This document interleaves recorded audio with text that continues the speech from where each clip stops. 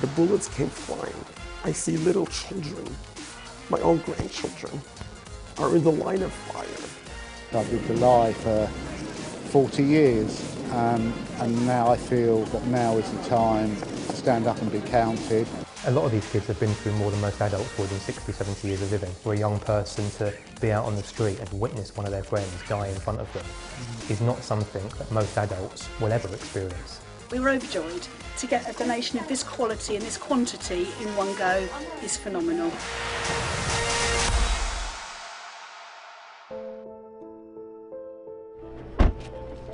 Israel Goldstein has been a rabbi in California for more than 30 years. Last week, a gunman walked into the synagogue the rabbi built and shot dead Lori Kay, a long-standing member of the congregation who put herself between the gunman and the rabbi. Rabbi Goldstein was shot in the hand and lost a finger in the attack. I spoke to him about it. Lori, your mission in life is complete. This is what you did in your life, and this is what you do in your afterlife. Her life was selfless. Her life was kindness, laughter, sweetness, always being there for others. And she was the type of a person that you always wanted to be around. She was always upbeat. She always had all the information you ever needed. She always found out all the information you ever needed. She was my point two person. Lori, what's going on there? Because she was involved in everyone's life. She was a loyal, kind friend. A type of friend that you really, when you ask yourself, how many friends do you really have that are loyal, real friends? And Lori and I would talk about that a lot, about the idea of loyalty. She was a loyal friend. She died in a house of worship. She is a martyr. The only reason why she died was because she was Jewish. And this baseless hatred that killed her, cut her life in short. She was just 60 years old. She has one daughter, Hannah.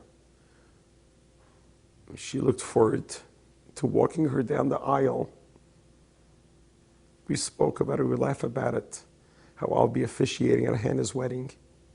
That's all she wanted, is for her only child, for her to walk her down the aisle. And her life was taken away from her, just because of pure hatred. And that has to stop. I know you spoke to the President. How does that hate stop? How does the President, how does society, how do all of us prevent, stop, end these ideas that people like this have? Well, firstly, we have to acknowledge that anti-Semitism is overtly out there. It's not a myth. It's not something of the past. The Holocaust 75 years ago did not stop. It's continuing, and it's getting worse. And it's just not right. Haven't we learned from history? The sight that I saw this Saturday morning at my temple is a picture out of Christi Lefteri, out of a pogrom in Europe. That is not supposed to happen in 2019. We built that center to be a home of love, of warmth. A synagogue, any house of worship, is your sanctuary. It's where you're supposed to be safe. It's where you lean on each other's shoulders, you cry, you laugh, you celebrate, you sing, you dance, you do your life cycles there. You don't come there to get killed and shot and murdered for no reason. The bullets came flying. I see little children, my own grandchildren, are in the line of fire. I was in the line of fire. The shooter was aiming right at me. Miraculously, I was spared. Today could have been my funeral. But God had different plans for me. My whole life has changed. I'm a new person. I don't know what the future holds for me. But I'm so grateful that I'm alive. And Lori is not. And I'm going to keep her name alive. I'm going to keep her legacy alive. They are childhood friends united by a tragic bond.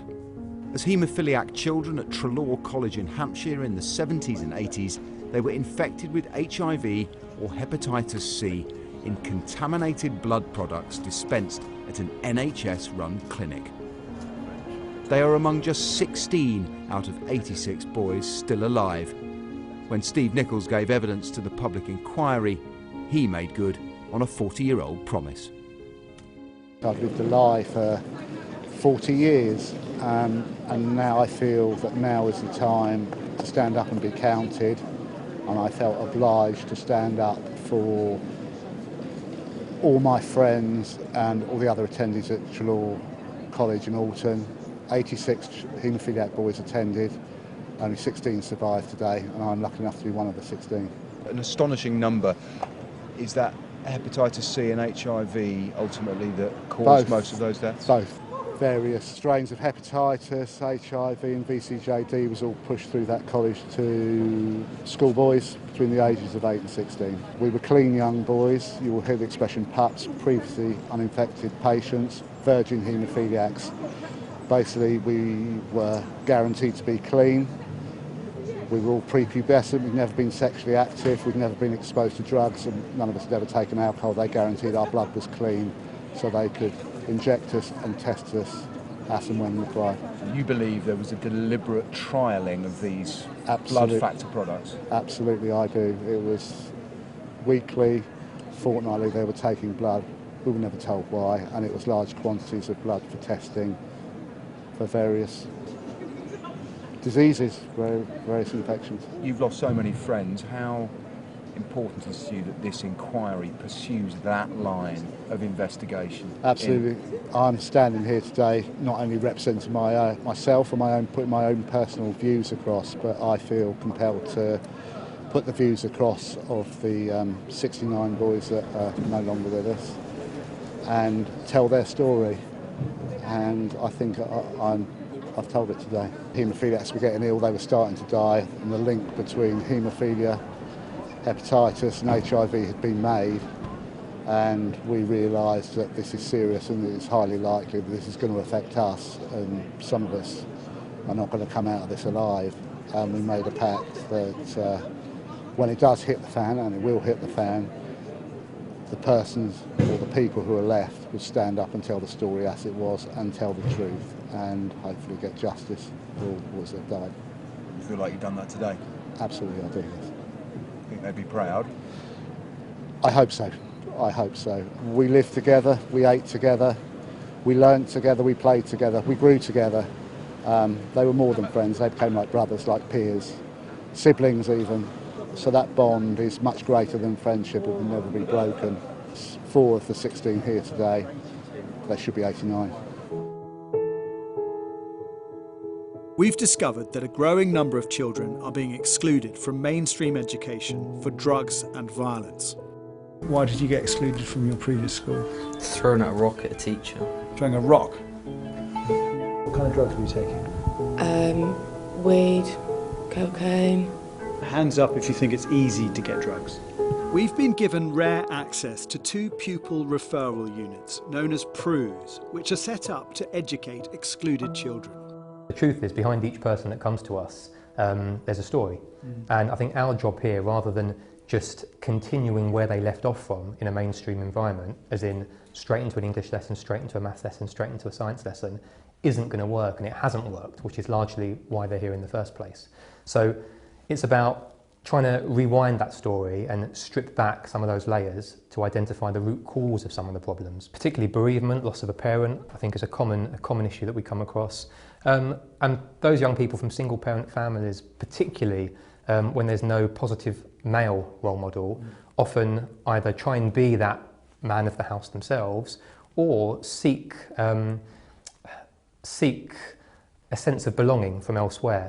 And it's those young people that are then vulnerable to whether it be gang activity and other areas like that.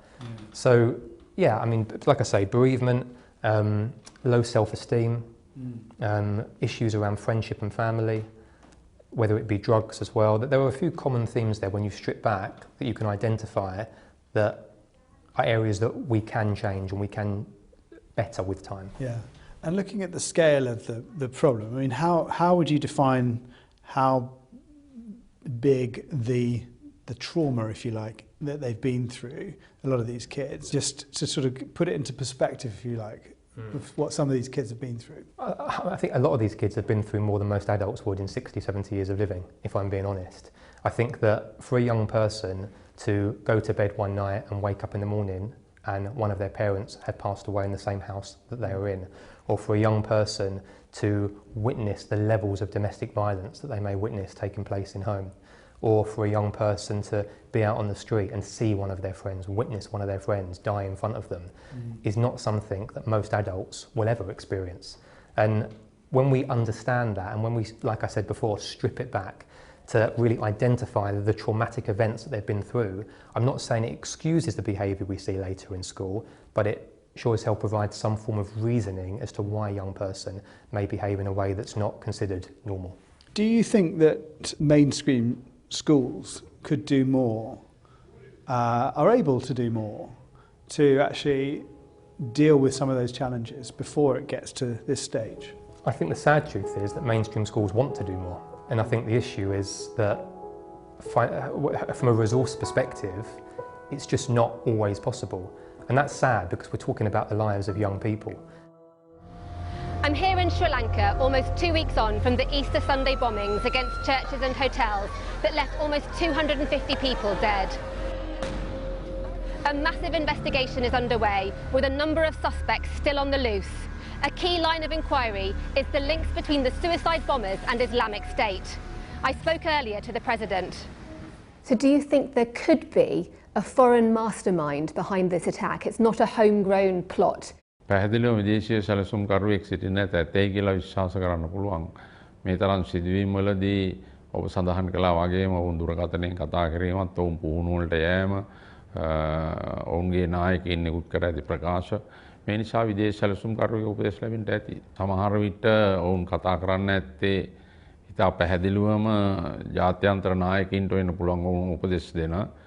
But do you think, given the fall of the IS caliphate, that the attacks in Sri Lanka signal a new campaign by Islamic State to launch terrorist attacks around the world?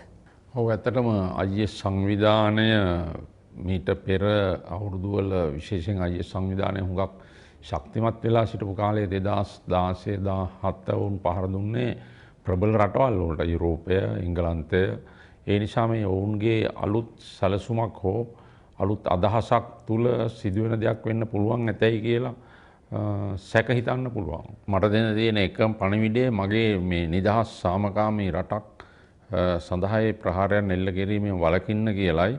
ඒ මොකද IS සංවිධානයේ සමග අපි කිසිම තැනක මීට පෙර අපේ ගැටුමක් ඇති කරගෙන නැහැ. ඔවුන් තමයි පළවෙනි ප්‍රහාරය අපිට දීලා තිබෙන්නේ.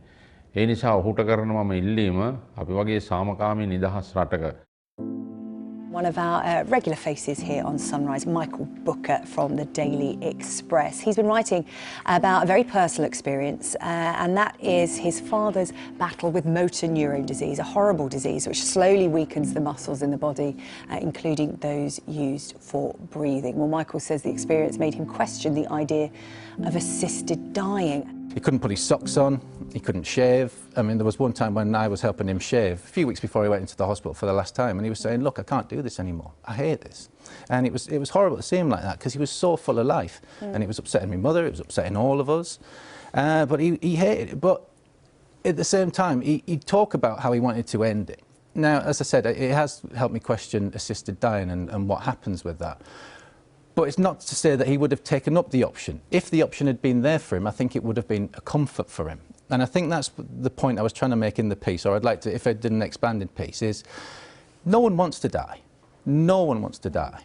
And he didn't. I mean, look at him. He was full of life. A big smile on his face all the time. You really look like him. That's nice. Yeah. And no, I think if you have that option, at the moment, if you help someone to die, it's a manslaughter charge, isn't it? Whereas I think if someone like him knew that the people he'd left behind, if they assist him with dying, wouldn't get prosecuted, there wouldn't be a problem. Like I said, I don't think my dad would have taken up the option. Is between the points you discussed with him, because obviously motor neurone disease affected your dad, it affected you, particularly your mum, who was his carer. As a family, Did you discuss it? Because I'd imagine it would be, even if you might be thinking it, it's a very difficult thing to start a conversation on. It kind of comes up in like in individual conversations with certain members of the family, and you're talking hushed tones about it. But like I said, the one time he talked to me about it was when I was shaving him, and I had an electric razor around him because he couldn't get into the nooks and crannies with his handheld razor anymore. And he just said, "Oh, I can't do this anymore. I hate it. It's not me." And then 5 minutes later, he sat with with his granddaughter, my daughter, and he's loving himself again. He's loving it again. But then there's the moment where he can't go to the toilet, and he can't eat properly because he can't hold his knife and fork anymore. And he loved his food, and that's why he lived for his meal at the end of the day. He just looked forward to his big tea at the end of the day. You know, there's 5,000 people in this country at any one time got this, and I'm lucky that I can talk about this, but there's a lot of families out there, and since I wrote it yesterday, there's been quite a few getting in touch saying that they're in this wilderness, they're all bewildered, and they've got these families, and I'm just lucky that I'll be able to, like, hopefully shine a light on those for those people. The second cyclone to hit Mozambique in 6 weeks has left the country struggling to cope. Thousands of homes have been destroyed and many roads are underwater. Now, relentless rain has caused delays in getting help through. How is Mozambique faring after these two natural disasters in 6 weeks? No, it's very difficult for us, you know, but nobody is not always prepared to be with this kind of problems. We are trying to do our best.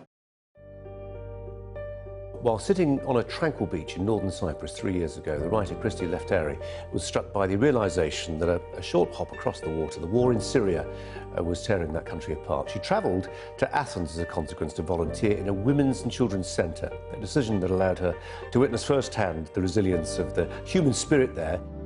I was visiting my dad that lives on the far east side of Cyprus, and as I sat there and I thought, I'm so safe here, and just across the water there's a war going on, there's bombs falling, children dying, and I just couldn't stop thinking about it. So when I went back to the UK, I contacted a few organisations and made my way to Athens, because I speak Greek, and I worked at Mother and Children's Centre.